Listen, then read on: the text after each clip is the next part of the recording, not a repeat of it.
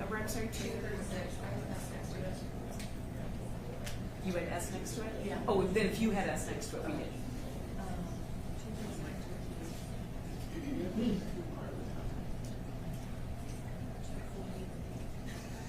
Okay.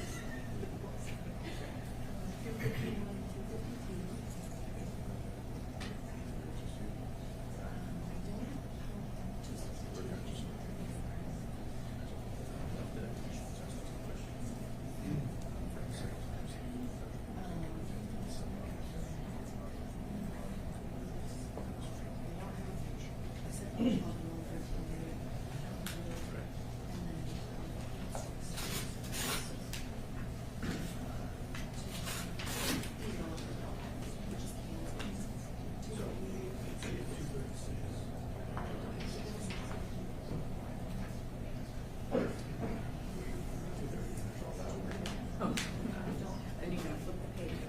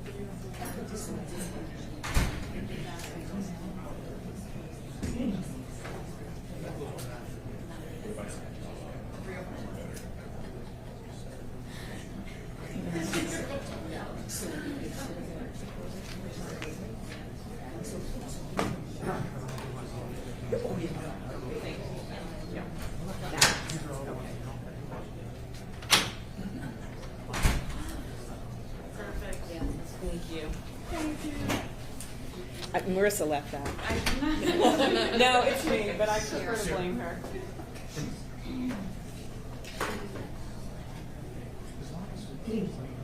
Wait, is this about me or no? Yeah. Almost. Okay. Is that okay? Yeah. I'm going to take my notepad and I'll hang on to it, Marissa. I'm not going to let it go. I'll take it.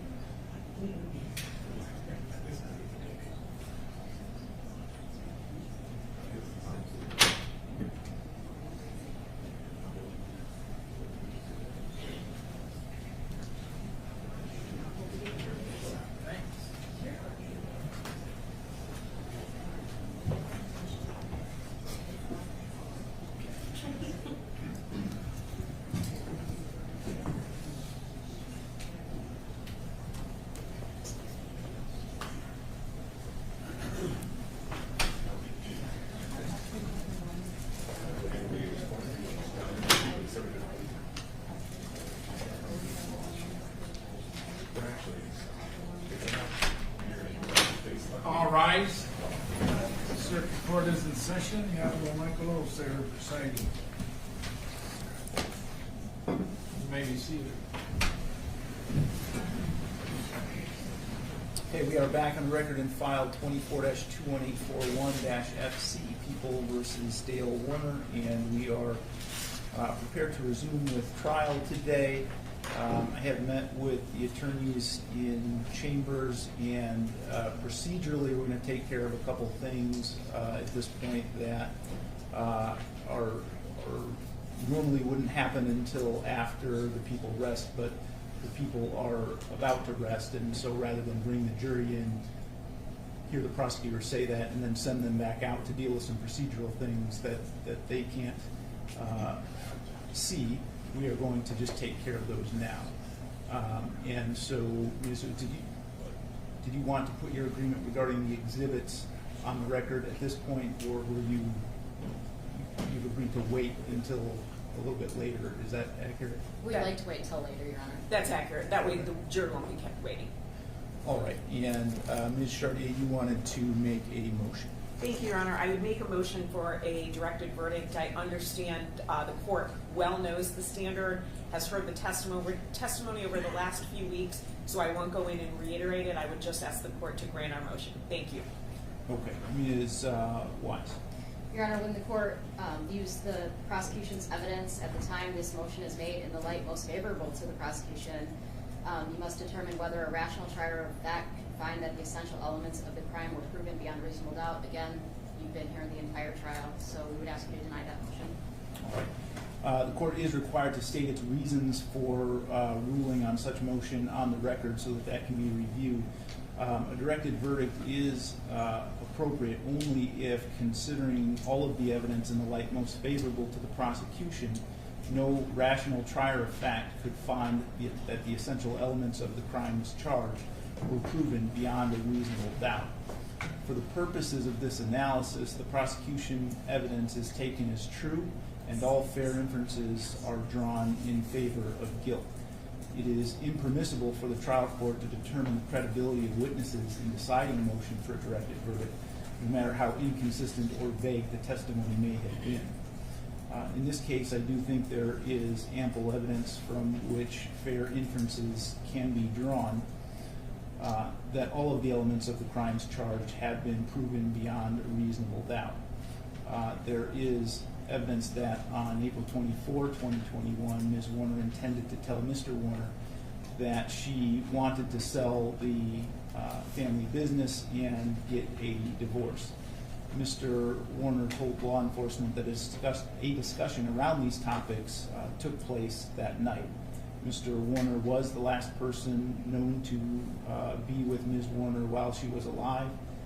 There is testimony that Mr. Warner consistently told law enforcement that he did not learn of Ms. Warner's disappearance until he received a call from Stephanie Volkel. And there is evidence in the record that Mr. Warner attempted to locate Ms. Warner's cell phone through the Find My Friends app before he received that call. Mr. Warner is seen on security camera footage on April 25, 2021, collecting the tools that, according to Justin Schmidt, the prosecution's welding expert, someone would need in order to cut open an anhydrous ammonia tank and then weld it back together. He's also seen moving a tank around the property. There's a photograph of Mr. Warner with redness on his arms that is, again, according to Mr. Schmidt, consistent with the type of burn one would get from welding with exposed skin. There was testimony from Mr. Boyd that Mr. Warner rarely did any welding, once or twice over the period of 4 years that he worked there, and only did it on small jobs. Detective Greca's body cam footage from April 27, 2021 shows a tank with a unique blow-off valve cover, one that no witness who was asked about it had ever seen before. And that was near the burn pile on the Munger Road property.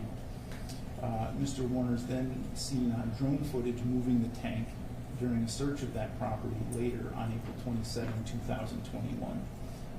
Mr. Warner is seen in the spray barn with an anhydrous tank on April 29, 2021 while talking with Detective Greca on that body cam footage.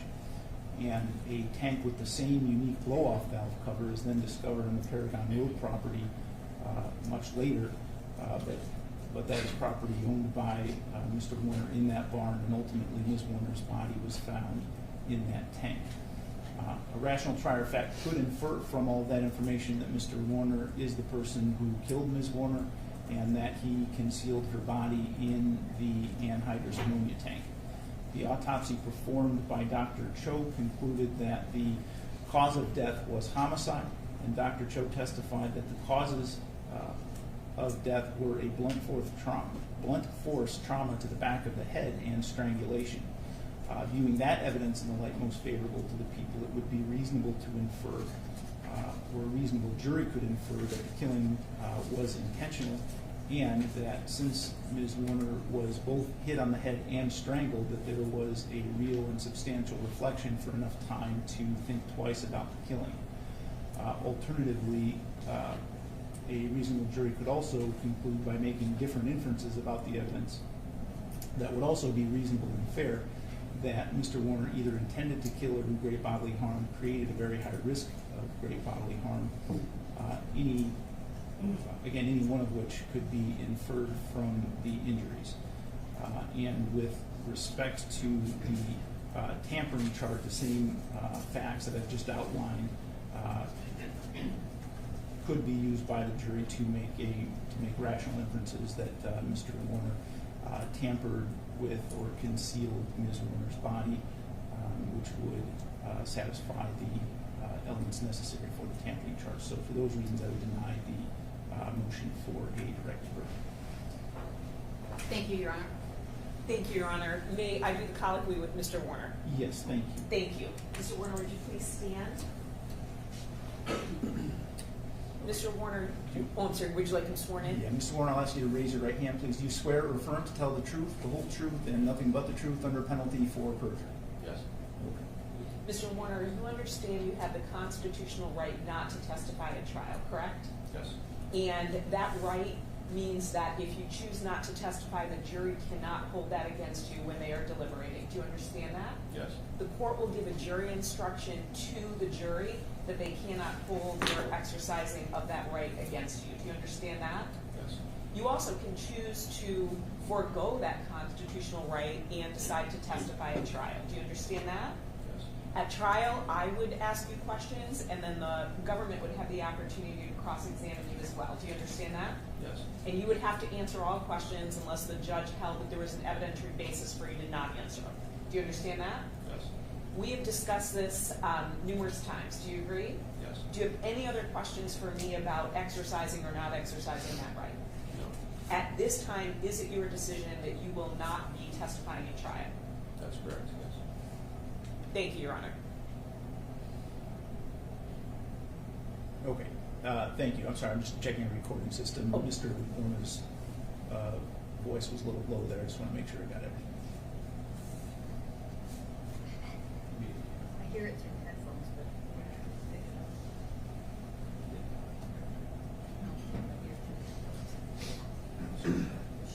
up. Okay.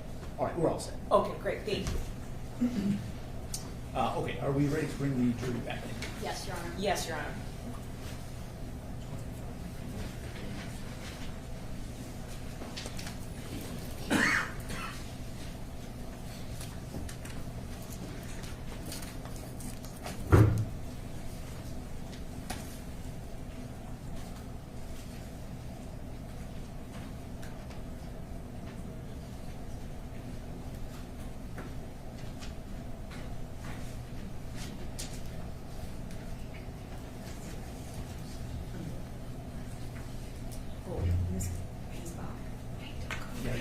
We need to have you. Yeah, if you would just wait there by the gate.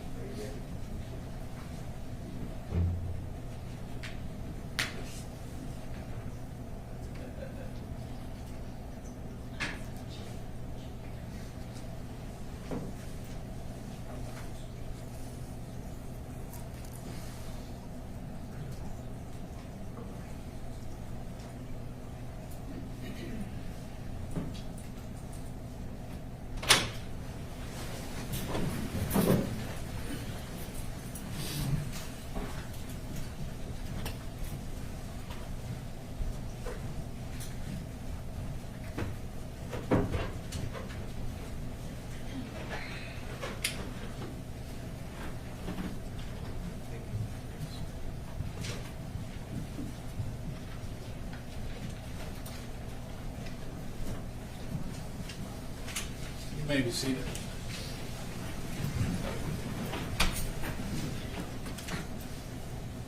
Okay, members of the jury, welcome back. Ms. Wise, do the people have any further witnesses to call? No, Your Honor, the people would rest at this time. All right. Ms. Sharkey. Thank you, Your Honor. No, that's okay. We called Julie Bach. Oh, Ms. Bach, if you come forward to the witness stand, please. And before you sit down, I'm going to ask you to raise your right hand. Do you swear or affirm to tell the truth, the whole truth, and nothing but the truth under penalty for perjury? I do. Okay, you can go ahead and have a seat.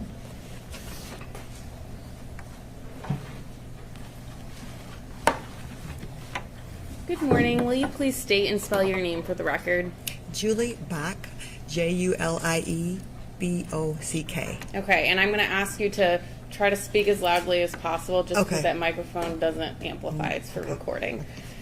Do you know Dale Warner? Yes, I do. How do you know him? He's my ex-husband. When did you get married to Mr. Warner? December 30th, 1988. And did you date him for a period of time before 1988? Yes, almost 5 years. So how old would you have been when you first started dating Mr. Warner? We were 16. How long were you married to him? Almost 15 years. And what year did you get divorced? 2003. When you were with Mr. Warner for the years that you were together, did he have a cough? Yes, he didn't have it when we first met, but over the course of time, he developed some sort of cough. He had to clear his throat a lot and a cough. Probably in the last 5 years, maybe. The last 5 of your marriage? Yes, probably. So what year would you say that started? That would be purely a guess, but You got divorced in 2003, so it was right, 1998? yeah, probably. there? Yeah, probably. Did the cough develop or change over time? I think it got a little bit worse over time. I noticed it more. If you had to describe what it was like, can you describe that? Well, it was a lot of throat clearing, or a cough. It wasn't like a deep cough. Yeah, it was like a throat clearing. And did you see Mr. Warner after you got divorced? Were there still occasions where you would run into him? Yes. Did you notice him have a cough after you got divorced? Yes. I remember it was at Cameron, our youngest daughter's National Honor Society banquet, and it was quiet in the room and we were at the same table, and he had that same cough, and I had forgotten about it, honestly. But yeah, he had that same cough, and I thought, wow, he still got that. What year was the banquet, if you remember? Probably 2017-ish. Thank you.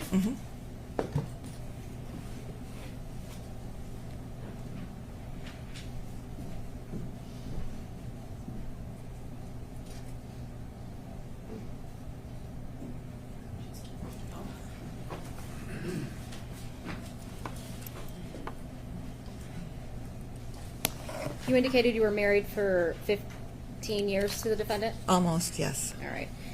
And you got divorced in 2003? Yes. You had 4 children as a result of that marriage? Yes, we did. When you were divorced, the judgment of divorce granted you the marital home, is that correct? That's correct. All right. And it granted the defendant his farm, but he had to pay you an additional $130,000 on top of that, is that correct? Objection, relevance. Mr. Warner indicated that he was never going through another divorce again, no matter what, it wasn't worth it. This is relevant to his motive, intent. I don't.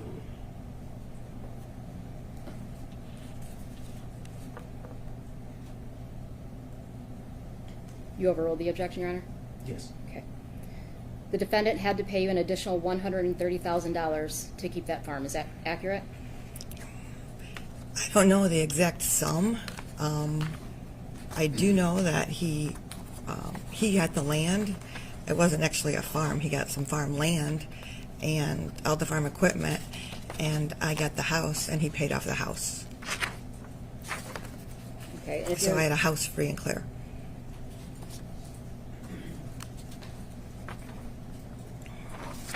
May I approach the witness? After the judgment of divorce.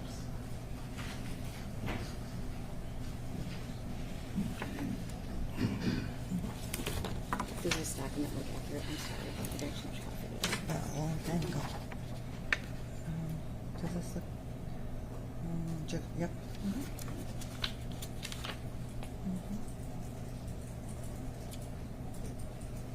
Okay, so did you know that? The amount. In addition, the judge will pay so within 90 days until it is such as to pay the fee. So, yes, that would have went to pay off the home, the mortgage on the house. That's what that was for. Okay, so he had to pay you an additional $130,000, correct? Well, I don't remember receiving that. I just remember the mortgage getting paid off. But I think that was probably the amount of our mortgage. So yes.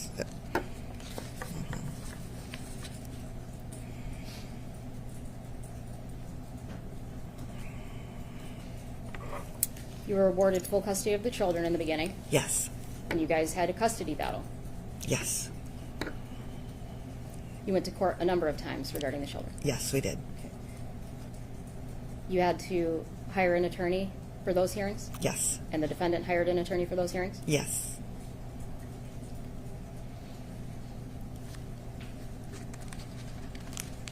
The defendant had to pay you, in the beginning, approximately $1,200 a month in child support, Yes, he did. and then you took him back to raise the child support eventually, correct? Yes. All right, and that was eventually awarded at $1,600 a month, is that correct? Maybe for a very short time period.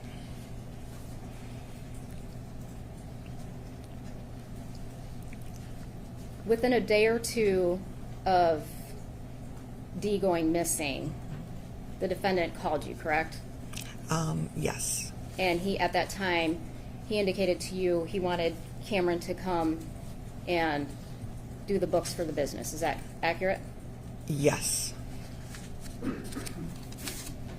You were talking about a cough that that the defendant had while you were married to him. Is that accurate? Yes. Okay. And do you know anything about anhydrous ammonia? I know it smells awful. Ever been around it, or? Yes and no, just because of the farm. You could smell it in the field sometimes when you drive by. If the defendant indicated during an interview on May 3rd while he was coughing that his lungs were burned from anhydrous ammonia, would you have any reason to believe that that wasn't what caused him to cough? Objection, speculation. She I just, agree with that. I'll withdraw the question. Nothing further.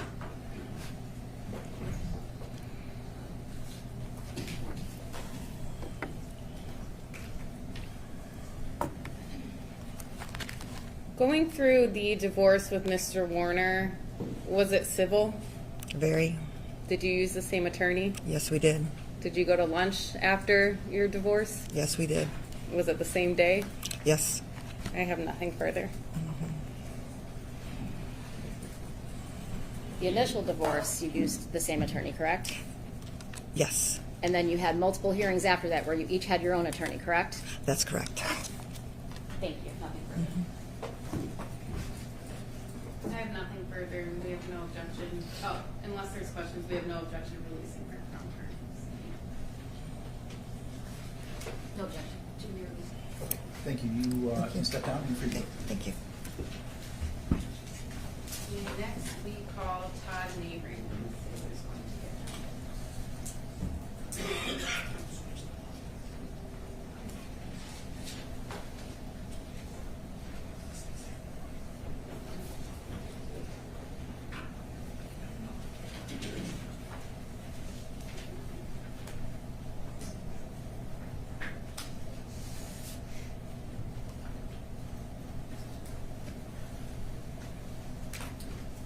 Before you sit down, sir, I'm going to ask you to raise your right hand.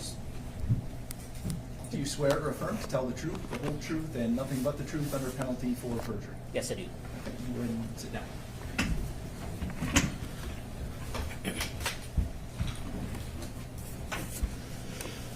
Good morning, Mr. Nayrink. Can you please state and spell your name for the record? Todd Nerink, Todd Neyrinck. Where are you currently employed? Laidlaw Carriers. And where did you work in April of 2021? I worked for DDW Investments. What was your role there? I managed the trucking company. Did you start out, what year did you start working for DDW Investments? 2006. And was that full-time or part-time? I started working for them part-time in 2006, and then it was full-time in July of 2007. Did your role develop over time, or did you always manage the trucking company? We started off more or less with one truck, and we grew the business from there. What were your job duties? I managed the drivers, grew the customer base. I dealt with the customers on a day-to-day basis. Did you interact with both Mr. Warner and Miss Warner in your role on the farm? Yes, And what was your relationship like with Miss Warner? it was a good relationship over the years. It was probably closer than a person working for somebody should have with somebody. Was it a relationship where you would speak every day? Yes, Either, was it phone, text message, in person? more in person than texting. I was not a great big fan of texting. What was your relationship like with Mr. Warner? Pretty much the same. It's pretty much the same. Would you say you were closer with Miss Warner or Mr. Warner? Closer to Dee over the years, actually, yes. When was the last time that you saw Miss Warner for a date? What date? It was Friday, the 23rd of April, Of April, what year was it? 2021. And around what time did you see her? It was around 3:30 p.m. Where did you see her at? in the office. And what was her demeanor like? She was agitated. She was not herself. She was not dressed normally. She was wearing sweatpants and just a loose fitting top, and she wasn't made up like normal. She was just not dressed like herself.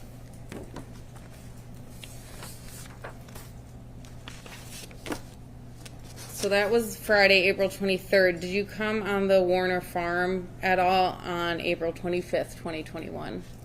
At 3:25 a.m., I went to the farm on the 25th, picked up a truck that was loaded to go to Burns Harbor, Indiana.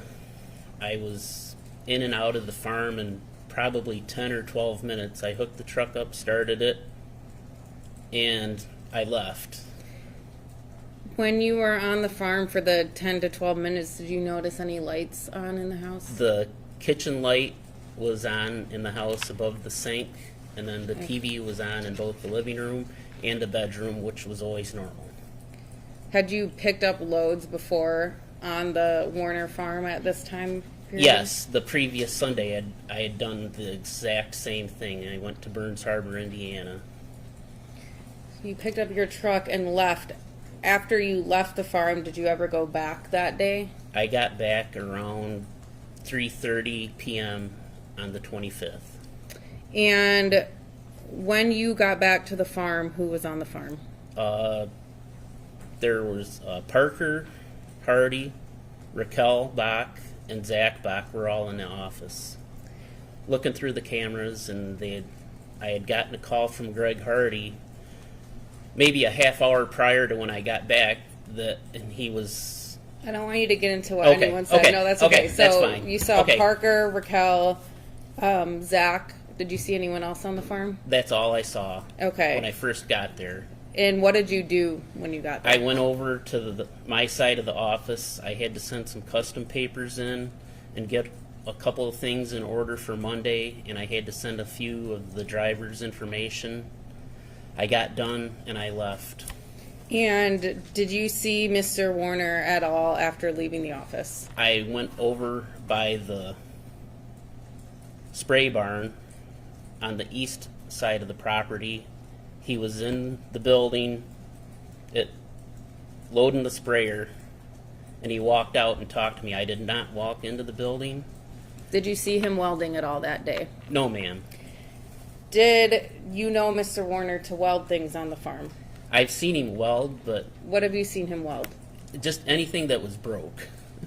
Just a various When you say anything that was broke, was it farm equipment, farm household equipment, or if something was broke on one of the trailers or trucks, he would weld it, but he didn't do that much welding like in the, more so when I first started working there.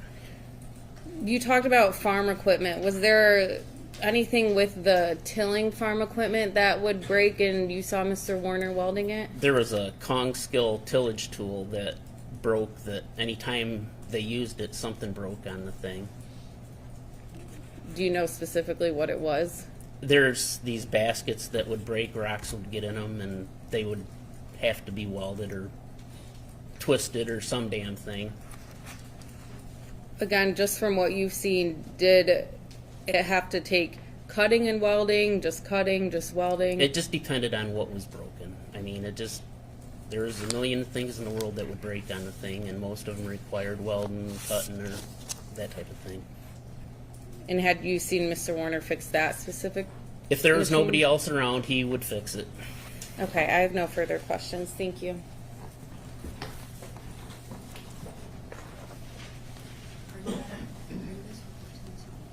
Are we? Yes. She. Is this water free game?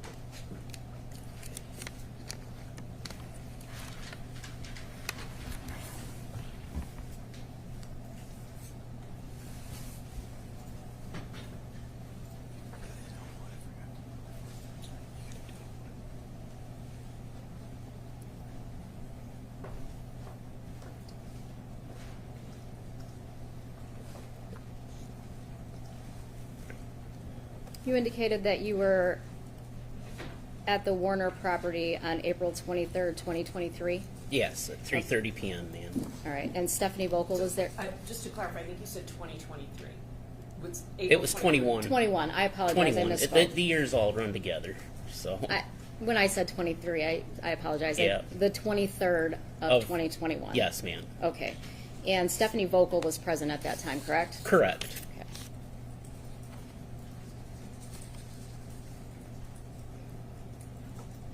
And the Dee Warner you knew always liked to spend money on clothing, correct? Correct. Liked to spend money on jewelry, correct? Correct. Liked to get her hair done. Got to do that, too. She had to like to get her nails done, correct? Yes, ma'am. Okay. She always liked to dress to the nines. She was always dressed up and ready to take on the world every day. On April 25th, 2021, you indicated that you arrived at about 25. 3:25 and left about what time? It was 3:40. Okay. And can you take the pointer that you have up there and show me, number one, how you pulled in, where you went first? I came in right there, pulled in. Oh, sorry. Parked my pickup right there. So just for the record, it looks like you pulled in on the east side of the property, drove to the very north end of the property and towards the west behind the building marked number 2. Is that accurate? That's correct. Okay, go ahead. What'd you do next? I started the truck, raised landing gear, hooked up the hydraulic hose, the air lines, walked around quick, bumped the tires, parked my pickup out behind the tank, and then I walked back, got in the truck, and left. Okay. And I pulled out this way and went east on Munger Road and then south on Carson Highway to M50. Do you recall testifying earlier in this case? Yes. And do you recall giving statements in this case? Yes. Do you recall indicating that you drove by the north side of the house to observe? I didn't drive by the north side of the house, ma'am. Okay, and did you observe the north end of the house? I saw the light on and sorry, I observed the light on top of the kitchen sink in the house, and then the TV on in the living room and the TV on in the bedroom, which Okay. was the normal. Did you observe any vehicles parked behind the house? On the north side of the house? Correct. The Hummer and Dale's pickup were both parked there. All right, I'm going to show you People's Exhibit 124. So when you left at 3:44 in the morning, do you see the X on the north side of the house? Yes, that would have been where the, yes. That was where the Hummer was parked? Correct. Okay.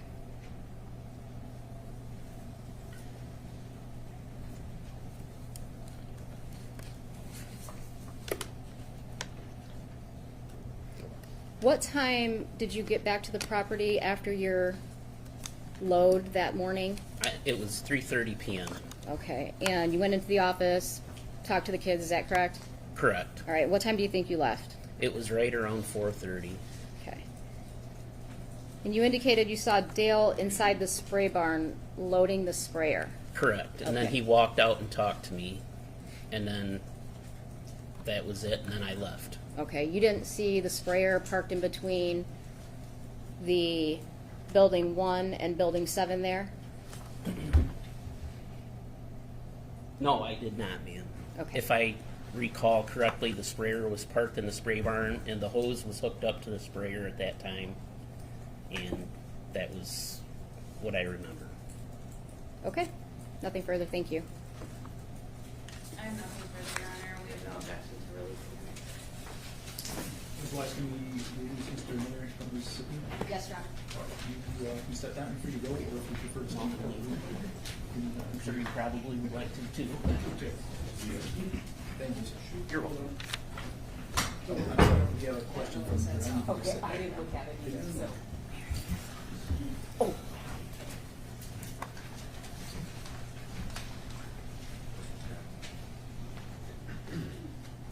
sorry.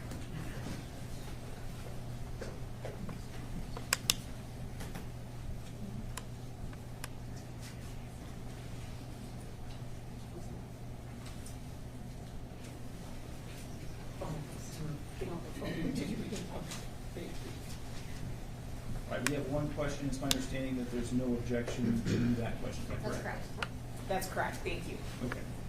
In the last 2 years before April 25th, 2021, how many times have you seen Dale weld? 0. I mean, it wasn't. Could I just have you look at the microphone so that, just to make sure your voice gets quiet? I didn't see him do any welding prior to that. I was not around the farm that much, though, to clarify. Okay. Ms. Wise, any further follow-up on that issue? No, thank you, Your Honor. Ms. Wise? No, thank you. All right. Now you're free to go. Okay. Thank you very much. You're welcome. Have a good day, Your Honor. Your Honor, the defense would call Gregory Hardy.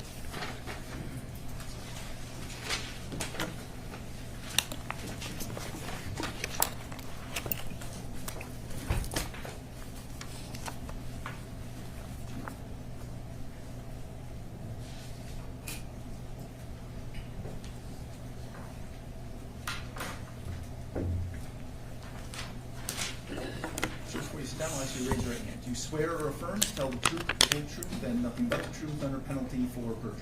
I do. You can have a seat.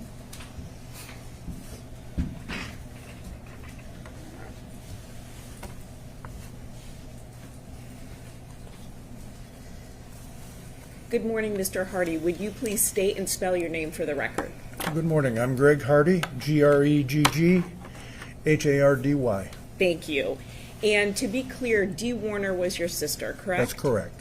What's the age difference between the two of you? 19 years. 19 years, and you were 19 years her senior? Yes. Now, your property is right next door to the Munger property, is that correct? That's correct. I want to take you to April 25th, 2021. Did your wife call you to indicate that Ms. Warner was missing? That's correct. Do you remember what time that was or about what time? Maybe 10, 11 o'clock in the morning, maybe a little later. And then you were active during the course of the investigation to find Ms. Warner. Is that accurate? I definitely wanted to find my sister. And during the course of the case, is it true that you wanted to be one of the primary people that the prosecutor communicated with? Well, I am her brother. And is that because you indicated you were her full blood relative rather than her children? I am her full blood relative. Now, you also wanted to be told details of the investigation, is that correct? I was very interested in finding my sister. Sure, and so, again, you wanted to be told details of the investigation, is that correct? The same answer, ma'am. I really was intent on finding my sister. And so, again, sir, the question, I know you were intent on finding your sister. The question was, did you want to be told details of the investigation? Yes or no, or you don't remember, or you don't know? I was expecting to work with authorities to find my sister. So the answer is yes, is that correct? The answer is exactly as I said. Okay. So, Mr. Hardy, I understand that you want to give some context to your answer, but I would just like a clear answer. Did you want to be told details of the investigation? Yes. Thank you. And then during the course of the investigation, you actually offered a reward. Is that correct? That's correct. And that was on March 10th, 2022. You offered a $50,000 reward for your sister's remains. That's correct. And at that point, your sister was still missing, correct? That's correct. Thank you. Now, I want to move on to the tank as it relates to finding your sister. Is it accurate that at one point you were in the or on the Warner property loading fertilizer and you had an eerie feeling? No. Okay, did you ever make that statement to the media? I don't recall if I did. Okay. Does that sound familiar at all, that you would have been on the Warner property and that you had an eerie feeling? I did buy fertilizer from my sister and her husband. So with that, you were allowed to go onto the property with, when I say alone, I mean, for instance, not escorted. So no one was near you, correct? Yeah, I was. We could just, there are several Warner properties. Sure. So I'll clarify. So the Munger Road property is the property where fertilizer was stored and sold. Is that accurate? Yes. And then you were allowed to go on the property and get fertilizer. Is that correct? Yes. And does that include tanks? So you're allowed to get tanks and then take them? Depends on the type of fertilizer. Well, is some fertilizer stored in tanks? Yes. And so were you allowed to do that with that fertilizer that's stored in tanks? Yes. And then you told the police that you knew where anhydrous tanks were located, including those that were not on the Munger property, correct? Yes. And then you have also claimed that you told the Michigan State Police that there was a particular fertilizer tank that you wanted them to search for on your sister's property. Is that correct? Repeat the question, please. Sure. And it was long, so I'll kind of break it down a little bit. You've given interviews to the media. Yes. And that includes, for instance, 48 Hours, ID Discovery, and local news media, correct? Yes. In one of those interviews, you have indicated that you told the Michigan State Police that there is a particular fertilizer tank that you wanted them to search for on your sister's property. That's not true. Okay. Ms. Saylor is going to queue up an interview that you gave. I'm sorry, beg your pardon? Oh, okay. Okay. Would you take that up to Mr. Hardy, please?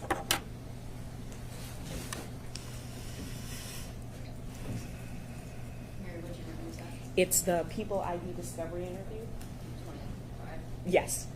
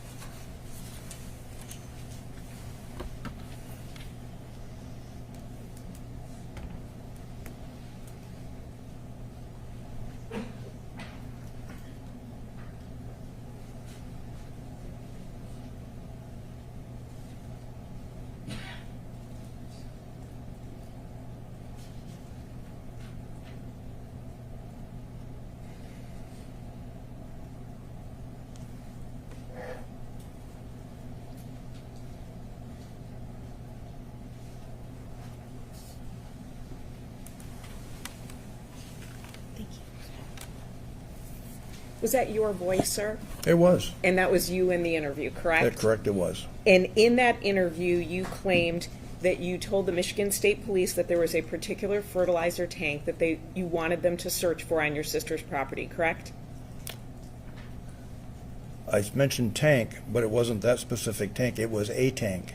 Sure. So I'm not saying that you said go look for tank 34, but I am indicating that you said you wanted them to look for a specific tank, correct? Yes. Thank you. And then once the tank was found, you told the police that you know how to cut an anhydrous tank open, right? Yes. And then finally, you have indicated that you believe there is potential liability for you if the prosecutor does not obtain a conviction against Mr. Warner. I don't think this is relevant. It absolutely is relevant. It goes to credibility and bias. I would overrule, I believe there's relevance there. So. Thank you. So I'll repeat the question. You have indicated that you believe there is potential liability for you if the prosecutor does not obtain a conviction against Mr. Warner. Well, I have spent 5 years of my life trying to find my sister's murderer. That's not my question, sir, so I will ask it again. You believe there is potential liability for you if the prosecutor does not obtain a conviction against Mr. Warner. Well, honestly, Mr. Warner's Sir- an evil person, Sir? so I don't know what Sir? he did. Mr. Hardy, I'm going to stop you there. I'm going to direct the jury not to consider anything that was said in that last response. And Mr. Hardy, I'm going to direct you to answer directly the question that you are asked. Thank you. Mr. Hardy, I'll ask again. You believe you have potential liability if the prosecutor does not obtain a conviction against Mr. Warner, No. correct?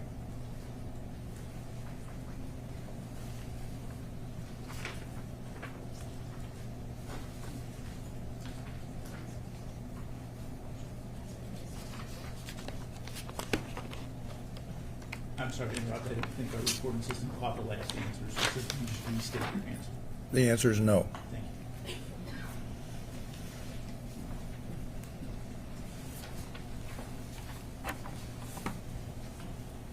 I'd like you to take a look at page 37 for me. And Ms. Saylor, I will ask you to retrieve that when Mr. Hardy is done reviewing it. Thank you.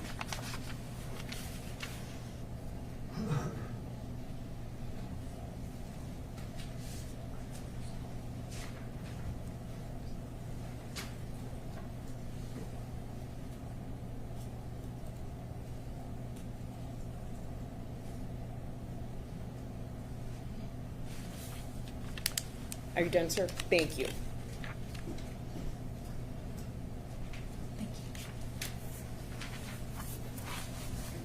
You read that text message, correct? Yes, ma'am. And that text message was from you, correct? Yes, ma'am. And you indicated that you have potential liability if the prosecutor is not successful in getting a conviction against Mr. Warner, correct? That's what the text says. And you wrote that text, right? I did. Thank you. No further questions.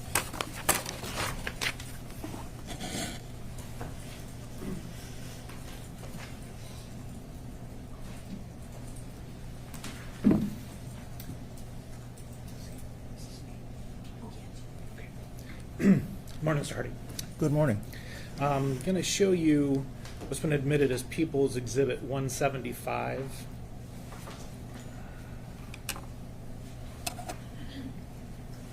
Do you see tank number 8?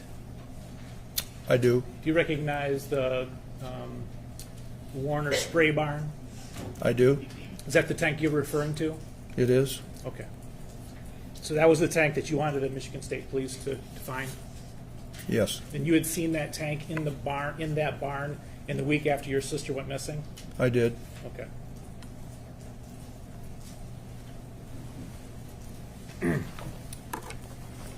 You were in college when Dee was born, right?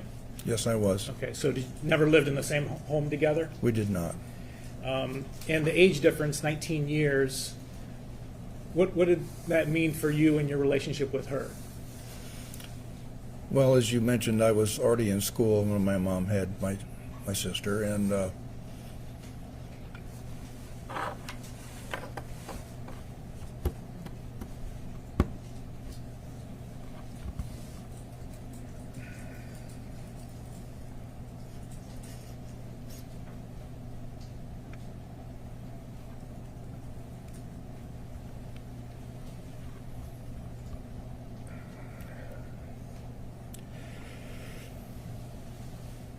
So we never really lived as a family.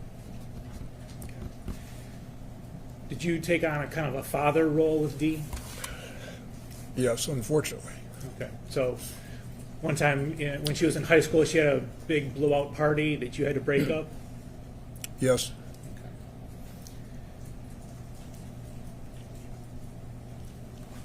To your knowledge, did she look up to you as a figure in business?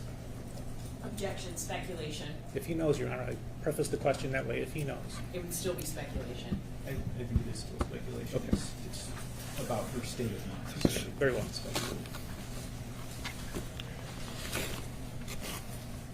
Sorry. Your wife is Shelley. Yes. Okay. Did you see Dee try to emulate Shelley? Yes. Okay. In what way? In all ways. Okay. Dress. Yes. Okay. Yes. Her outgoing nature. Can I have a minute? Yes.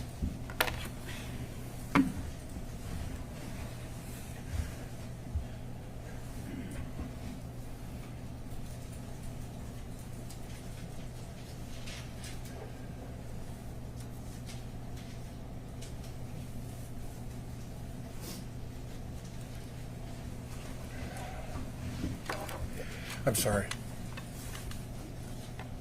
I was just asking you about the way that you saw Dee emulate your wife, Shelley. In every way, she was very respectful of Shelley. Did they share an outgoing nature? Very similar. Family oriented? Very much so. Up until the time Dee went missing, what was your relationship like with Dale? I had a very good relationship with Dale. We worked back and forth in business. It wasn't until a month or two after my sister went missing that deteriorated rapidly. Okay. But up until that time, if you needed something that they might have, go down there and get it? Both ways the same way, yes. Okay. Were you close enough that you would see what they were doing on their farm?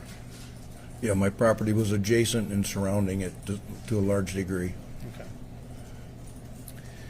Okay. On Sunday morning, April 25th, 2021, were you doing like your normal Sunday activities? I did. Okay.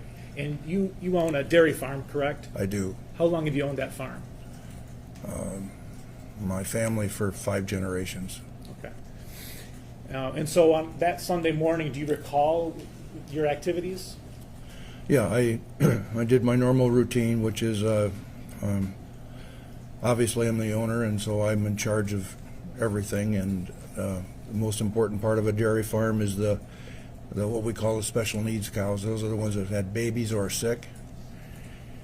And we also have a robotic milking operation, so I always check in on the robotics milking operation first, and then I go to the maternity barn, the special needs barn, and I work with my Spanish herdsman there to take care of those cows. Okay. Is that Javier or Nicholas? That's Nicholas. Nicholas, okay. All right, and you said it's normally what you do. Do you recall that's what you did specifically on Sunday the 25th? Well, every day on a dairy farm there is a new baby or a sick cow or whatever, and so there's always, I can't remember specifically which animal I might have attended to, but normally in that group there's around 15 or 20 animals that are receiving special attention. At what time of the morning would that have been when you go up to that barn? I'm an early person, so I would likely arrive there somewhere between 4:30 and 5 a.m. at the robot barn, and then I came down to the special needs barn somewhere maybe 6:30, 7 o'clock. Okay. And do you leave at some point for Wisner and Service? That intersection? I'm sorry. Do you leave at some point to go up to a part of your farm that's on Wisner and Service roads? Yeah, after I finished up all my supervision and chores, I had a little bit of breakfast, like normally routine for me, and then because of the particular weather conditions, then I wanted to chisel plow a section of a farm we own up off Service Road. Okay. And at this point, this is not your normal routine. You know, specifically on the 25th, you went up to Chisel Plow. I did. It was it's kind of an unusual situation. That piece of property we'd used to try to build up the soil. We'd spread a heavy amount of manure on it, and early in the spring when it's still cold, if you work that ground up, it has an opportunity to work that manure in and make the ground more tillable, have better tilth for planting later on in the spring. Okay. And is that where you are when Shelley calls you to say Dee is missing? Yes, I was. And what did you do in response? Excuse me, in response? Well, I was very surprised about the statement that Shelley made, and I immediately called, and I believe I also texted my sister. And when you would call or text Dee, was it just to check in, or did you normally have a mission in mind? I'm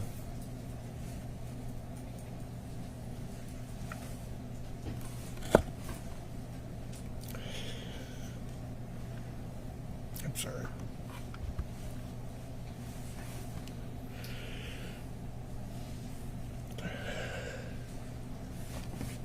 We didn't typically just chat. When I called her, it was about something important. Okay. And was it normal for her to answer when you called? Always. And if I didn't answer her, I would catch it. Okay. So you called and you said you think you may have also texted? Yes, I believe I did. All right. And did she answer? No, she did not. All right. Did that concern you? Yeah, it did concern me because, again, we are not the kind of people that just chat back and forth. If she called me or I called her, it was something usually of urgency, so she would always answer and I would always answer. Okay. So, at some point, does Shelley ask you what your opinion on whether the police should be involved? Yeah, after she and my son searched for Dee. Okay, so you heard back from them after Parker's your son, Yes, he is. and Shelley searched the Munger farm. Okay. And do you have any idea what time of? Should I wait for a minute? Yeah, go ahead. Okay. Do you have a sense of what time of day it was when you had the conversation with Shelley about whether the police should be involved? Was it? I believe it was afternoon. She and Parker had looked, and they were kind of trying to put together potential pieces, and it was obvious that she had left without her car and without Angelina, and that became alarming to me. Okay. So at some point, do you then go home and then with Shelley come down to see what's going on at the Munger farm? I finished the field that I was working in. They were actively involved in searching and actively involved in working, looking at the cameras at the office. My son was, Parker. And Shelley had gone to the office to also participate in trying to determine where Dee could have gone without her car, without Angelina. Okay. So that prompts you then to come down yourself with Shelley? I finished, and it kept persisting. We were thinking that any time something would turn up, some logical reason. So I finished that field, came back, and I probably checked in with my herdsmen. And then I said to Shelley, I'm going to go down and see Dale. Okay. And do you see him? I did. Where was he when you saw him? Well, Shelley went with me. He was in a tractor in a field straight east of their home farm, tilling what we would call soil finishing a part of a field. Okay. Going east across Carson, Yes. there's a house that Brandon Jarvis had lived in at one point?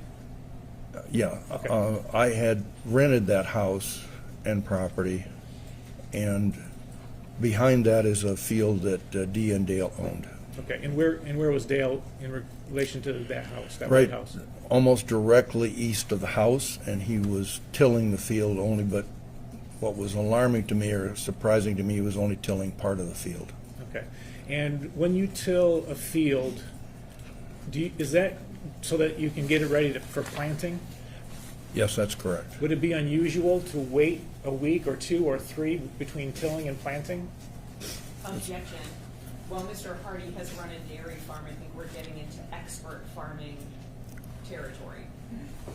I think as a lay witness, he can offer, I mean, he's a lifetime farmer. I think he can offer his lay opinion on this. I will move that objection. So is it unusual? Well, what's the usual course? You fit the field, right?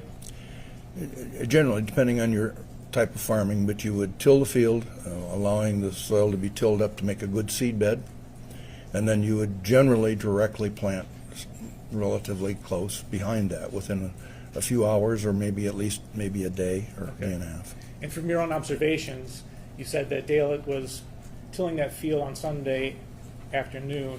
Do you know when he planted it? Much later. Hours, days, weeks? Weeks. Okay. And what time of day was it when you met him in the field? I'm sorry, the What question? time of day? Around 8 p.m. Do you remember if it was light, dusk, dark? Well, April 25th, it was basically like getting towards dusk, but still very light. Okay. No reason for lights or anything yet. Okay. All right. So did you ask him what's going on? I did. And what did he say? He said, well, she took off. We had a hell of a fight. She left, and I said, well, what do you mean she left? He said, well, she took a to-go bag, her curling iron, her makeup bag, her phone, and maybe 1 or 2 other things that he mentioned, and she took off, and then he reached in his left pocket of his jeans and pulled out her wedding ring and was bouncing it up and down like a golf ball. Okay. Was Angelina mentioned in that conversation? When I questioned him where Angelina was and how Dee would have left, he did mention that she was not there. Okay. And so that was unusual to you, that if Dee had left, she would not have taken Angelina? Very unusual.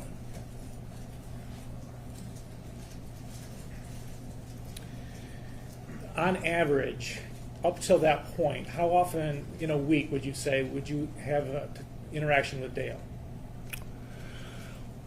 Well, it depends on the time of year. I mean, it could be every day. It could be several times a day, and it could be once every couple, 3 weeks. I mean, in the wintertime, for example, or something, when we were not actively farming, all of us, I might not see him only maybe once every week or 2, but in a busy time of the year, frequently. Is April, would you consider that a busy time of year? It was starting to be the very busy time of the year. It started perhaps about the 10th or 15th of April, and it escalates as the calendar clicks on. Okay. The week after Dee went missing, how many times do you think you interacted with Dale? I'm sorry? The week after Dee went missing, how many times do you think? Extremely frequently. Okay. More so than the norm, even for April? Yeah, we were, I was concentrating on the situation at hand, and communicating with Dale for me was critical. Okay.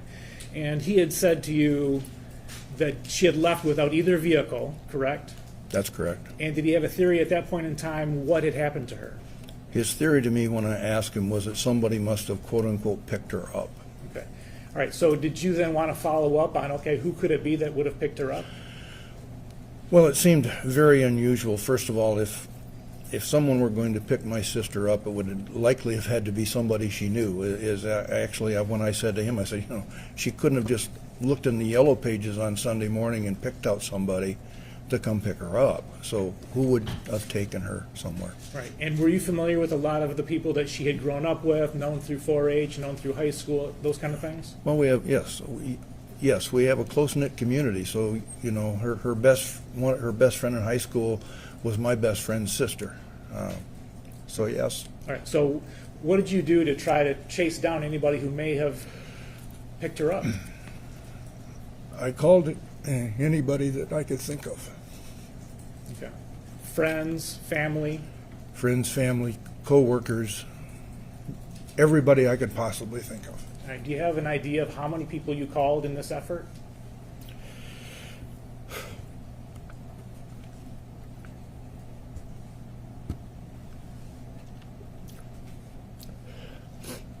I'm sure over 100. Did Dale ever say anything to you that he was doing the same kind of effort, making these calls? No, it bothered me a lot because he wasn't doing anything. Objection, I move to strike lack of personal knowledge. He wouldn't know what Mr. Warner is doing. To your knowledge, and he was Okay, just. so- Oh, sorry. So I can withdraw that question. if you have a response, I'll take a response, but you can't just continue on because we have to deal with the objection. Understand. I agree, Your Honor. I can rephrase the question. Okay, so I will sustain that objection and will strike the answer and direct the jury not to consider the last answer.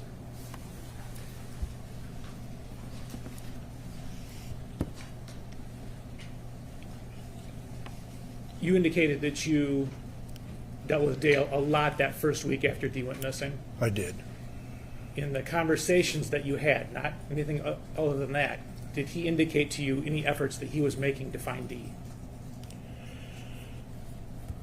Repeat the question, please. So in the interactions that you had with Dale in the week after Dee went missing, did he ever indicate to you, did he ever tell you, this is what I'm doing to try to find my wife? No.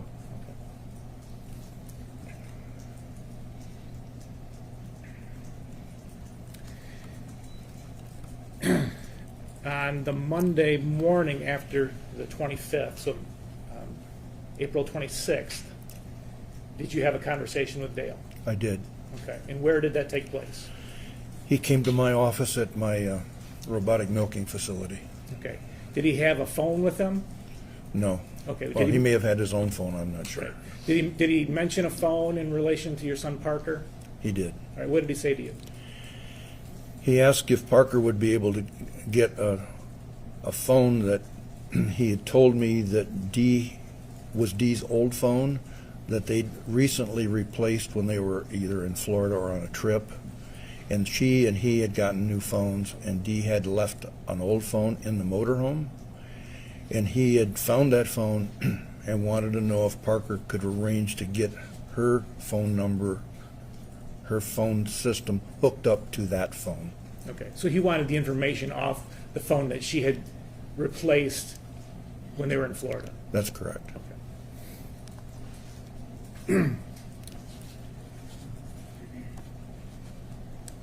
Did he ever mention that he had been locating these Escalade through OnStar? Yes. Okay, and in that context, did you have an idea of how the two of you could find where Dee might be? Yes.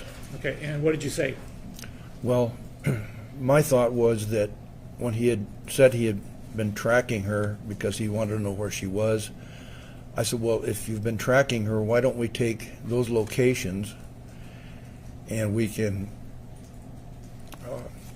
go to those locations, and if she is left with someone, we could maybe find those locations and see if they perhaps have security cameras. We could then identify whoever this person was that she supposedly left with, and we could get that information and try to track that person down. Okay, was he interested in that idea? No.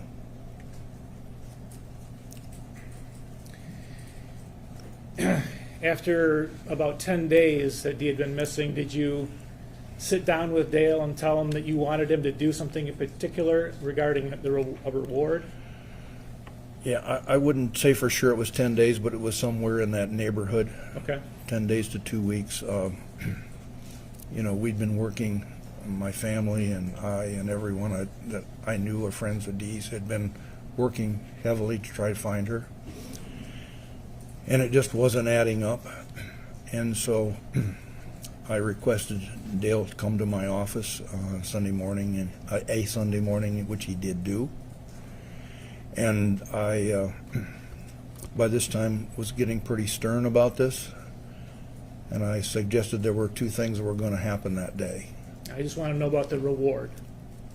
Yes, I told him that I thought he should offer a cash reward for the public to find his wife. Okay. And did he agree to that? No, Did you end up doing it? I did.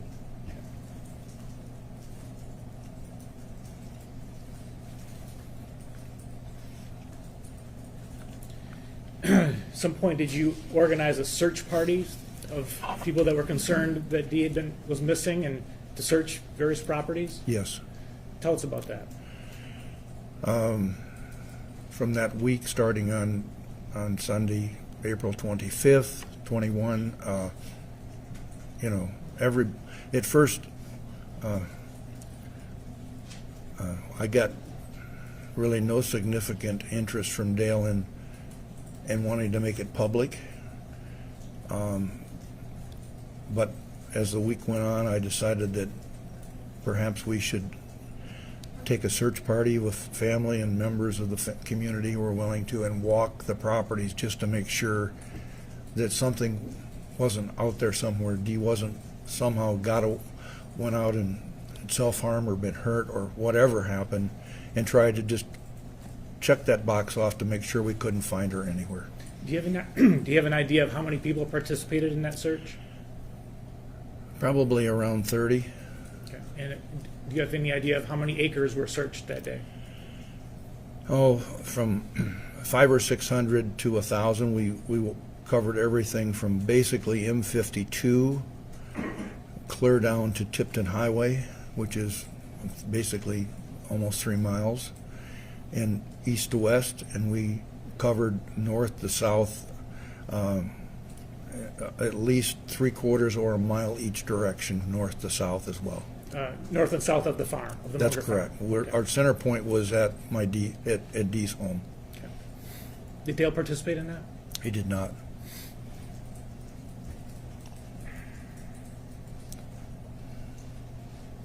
At some point, did you get a copy of Dee's phone records? I did. What did you do with those? Well, I wanted to know who she last communicated with. I mean, just common sense tells you that if someone's missing, you want to know who they've most recently talked to. And so, from my nephew, who was working in the office, we took a copy of her records and started tracing down her calls. Okay. And what do you mean by tracing them down? Well, just look to see if we recognized a number, and if we didn't recognize the number, I would just call them and ask them. Okay. Did that give you any leads? Yes, Okay. Did you trace them? Did you track them down? I did. Okay. Never found Dee? Never found Dee. Never found anybody who knew where she was? No, I did not.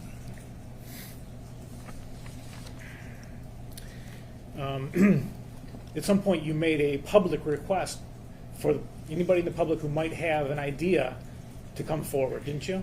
Yes. How did you do that?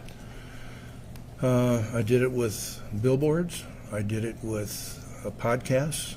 I did it with news media who were very helpful. Anybody that I could make, and you depend on your friends to pass the word, and that's how I did it. Approximately how many billboards do you know?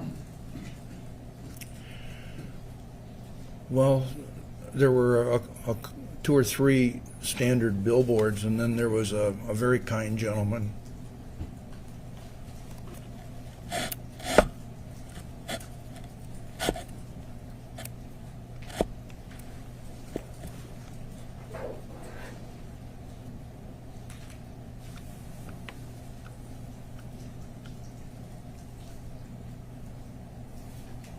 Sorry. A very kind gentleman who had a billboard company in Toledo, electronic billboards, and he offered to put up a message trying to find Dee. Okay. Did you get a lot of support from the public? Huge. Nothing that ever led to Dee's discovery, though? I'm sorry? Nothing that ever led to Dee's discovery at this point in time? No. Okay.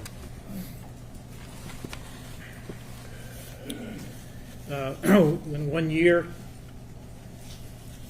give me a second. The year anniversary of her disappearance, you had a vigil? Yes, the second one, yes. Oh, there was one before that? Yes. Okay, when was the first one? I think in November. Okay. after she went missing in April. All right.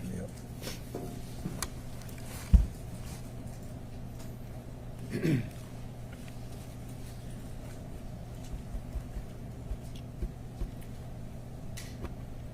Can you tell us where you were when you found out that her remains had been located? Yeah, I was at my farm. Okay, and how were you notified? Detective Dreyer called me. Okay, and can you describe your reaction? Objection, relevance. I'll withdraw the question. Thank you, Gunnar. I have nothing further. Oh, I'm sorry. Yep, I got one thing. It's on the front side of my page.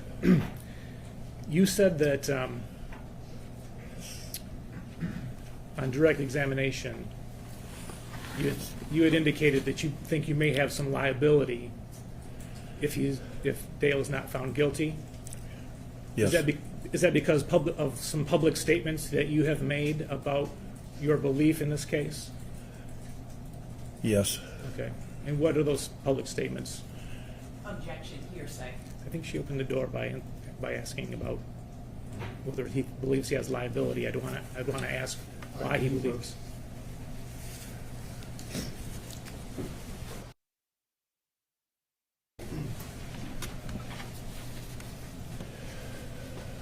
Thank you, Mr. Hart. Create a record of the fact that I have sustained the objection because I believe that the answer would call for an opinion as to the ultimate issue in the case, and I don't think that's appropriate. Thank you, Your Honor. Mr. Hardy, when you were talking about the search that was done in the week or so after your sister went missing, do you remember that Mr. Warner was with Angelina when that search was being conducted? I certainly don't know where he was. Do you remember him telling you he was going to be with Angelina No, while I the do search? not. Okay, thank you. No further questions. No recross? All right, are we excusing Mr. Hardy from this at this point? Oh, yes. Oh, I'm sorry, we have some,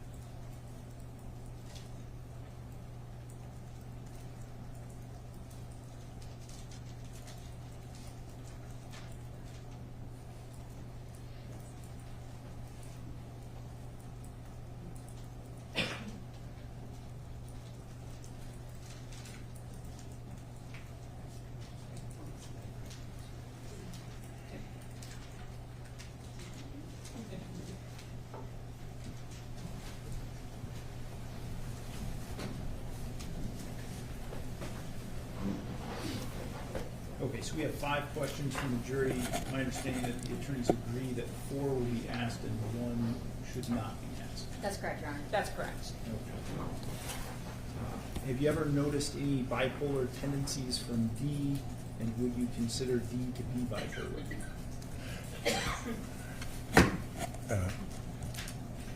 No, but she would love me and hate me at the same time. She's a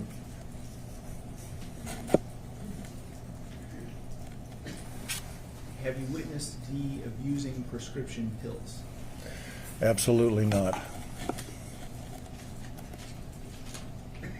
Were you aware Dee would leave at days at a time? If so, what alarmed you when you were notified this time? She did come to our home for a safe haven. because of her closeness, particularly with Shelley, my wife. But when she did come, she would bring her children with her, and she would always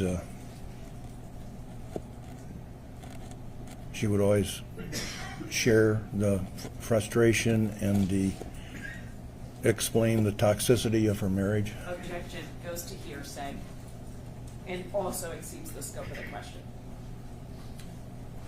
All right, so I will, I'm sorry, go ahead. Yeah, I don't think it's hearsay, but I do think it probably exceeds the scope of the question. Okay, so I will sustain that objection. I'll strike the last portion of that answer. Again, direct the jury not to consider the last statement. At what point did your relationship with Dale start going bad?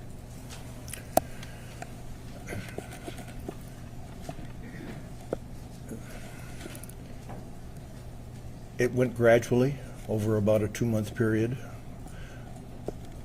I spent endless hours trying to Your Honor, prove. I would ask that the witness just be directed to answer the question. It was at what point, he said at 2 months, and it was gradual. Anything more than that exceeds the scope of the question. Only gets to your Honor's discretion. Okay, so sir, I'll just ask you, that's at what point, I think you said how long it took, but at what point did this happen is what the question is asking, so if you could answer that question. What point did I? At what point did the relationship start going bad?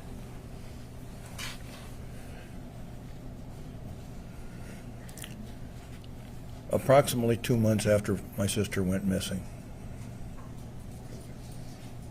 Ms. Chardy, do you have any follow-up questions based on the juror questions? Yes, thank you. Mr. Hardy, you indicated your sister would come to your home with her children. Who would be the children? Well, one time it was Raquel and Zach. There was another time, I don't recall which children came, to be honest.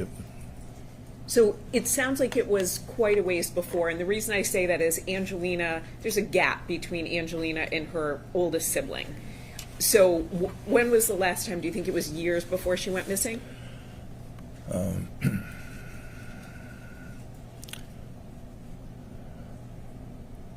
I would say that the most recent time that she took safe haven at our home was probably sometime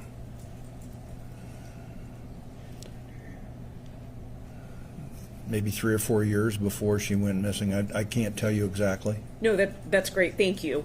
And then you indicated that essentially your sister sometimes would love you and hate you at the same time. I just want to make sure I understand. So she would be mad at you one moment, and then after that, kind of quickly get over it. And if I'm wrong about your paraphrase, let me know.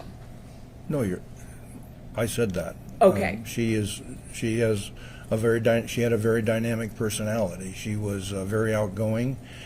She would be very loving to me, but if she disagreed with me, I would really know it. Okay. But the interesting part is, if she were mad at me today, she'd probably hug me tomorrow. I have no additional questions, sir. Thank you.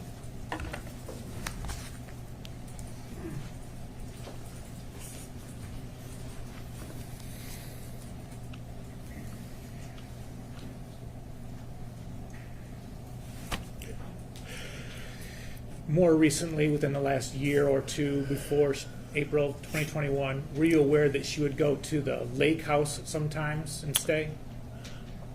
I was told that. I was never witnessed it, but I've told that. Okay. And in any of the times that she would have gone away from the Munger farm for a day or two, was she ever out of contact from you? Well, she would maybe not contact me one day when she was gone, but if she didn't need anything, she wouldn't contact me. But, I mean, there was no time that I was ever out of communication that my sister wouldn't answer my call. Okay. Never. Great. Thank you. Nothing additional. Thank you. Okay, and are we, excuse me, sorry if I'm speaking at this point? Yes, sir. That's fine. Okay, thanks. So you can step down. You are free to go, or you're free to remain in the courtroom if you wish to. Your Honor, at this point, the defense rests. Thank you. Ms. Wise, will people have any rebuttal witnesses? Can we have a brief recess to determine that, Your Honor? Certainly. Thank you. All right, so ladies and gentlemen, we will take about a 10-minute recess, and we come back and resume.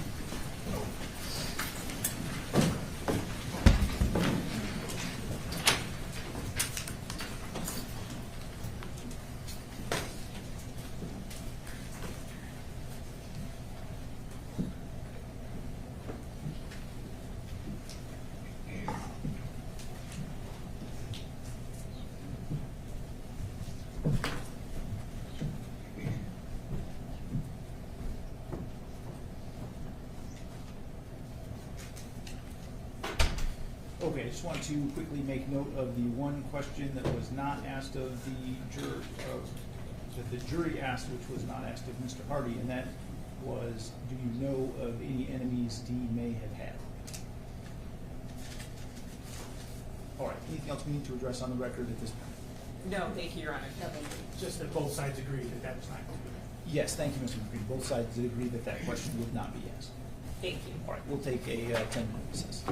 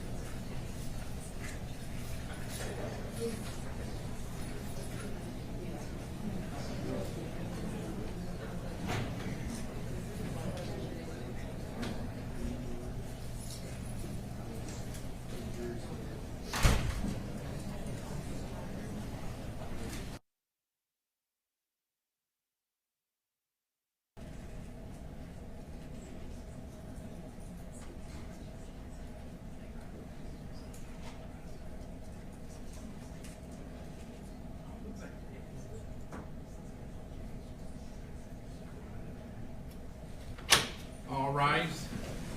Circuit Court is in session. The Honorable Michael Oster presiding. You may be seated. Are we ready to have our jurors brought back? Yes, Your Honor, there will be no further rebuttal from the people. Yes, Your Honor. All right, so just procedure-wise, then, so you're not calling any further witnesses. We'll be finished for the day. Correct, Your Honor. We do have some procedural issues to address in terms of exhibits, and also we'll need to review final jury instructions.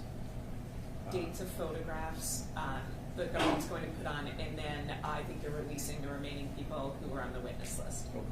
And are we ready to roll right into that in terms of your exhibits and dates of photographs, or do we need some time before you do that? Not for the dates of the photographs, I think for the exhibits, but if you want to do them all at the same time, then we would need to do that later. Okay. So I thought we were just going to do the exhibits in the dates of the photographs, and we were going to meet and go through the book to make sure that it was correct, so that the court would essentially be done with us. I don't, Okay. I don't have the dates of the photographs right now. Oh, okay, got it, okay. All right, so why don't we bring them in, release them. We'll take a break for you to resolve any remaining issues that need to be resolved, and then we can come back on the record and take care of everything at one time. Great, thank you. Okay. All right, we're ready.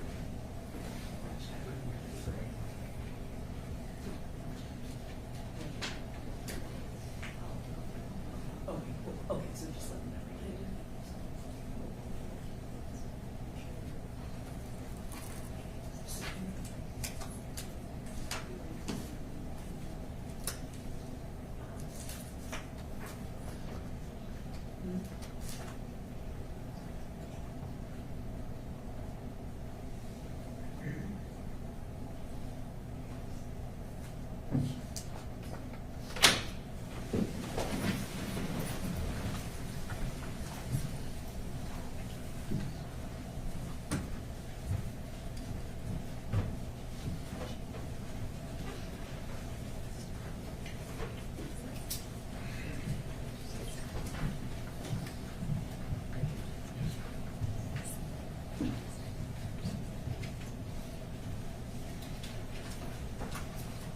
You may be seated.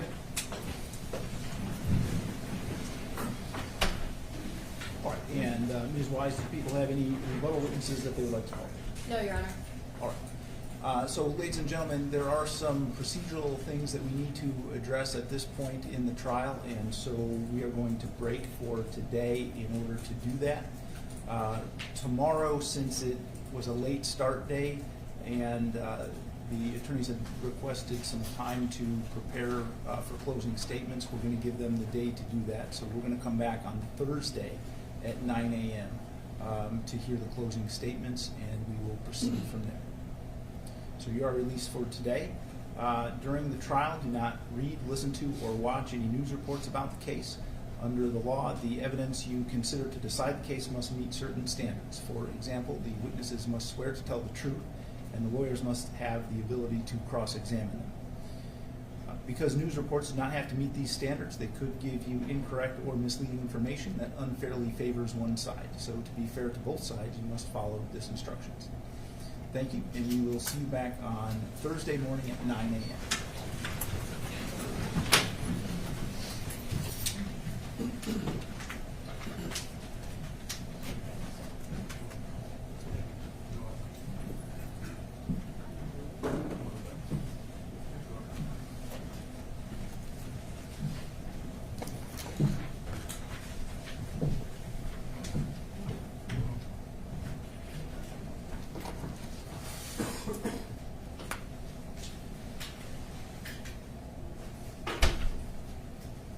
Is there anything that needs to be addressed outside the presence of the jury at this point? No, Your Honor. No, thank you, Your Honor. All right, then, if you want to review the issues you need to review, I will be available. Just let me know when you're ready to go back on the record. Thank you. Thank you.